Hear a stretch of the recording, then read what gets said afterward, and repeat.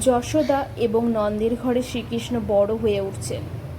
যশোদা শ্রীকৃষ্ণকে আদর যত্ন এবং ভালোবাসায় বড় করে তুলছেন। একদিন হঠাৎই যশোদা খুব চিন্তিত হয়ে পড়লেন, কারণ শ্রীকৃষ্ণ যখন কালিয়া নাগের অহংকার ভাঙতে যমুনা নদীতে ঝাঁপ দেন, তখন যশোদা খুব চিন্তিত হয়ে পড়েন।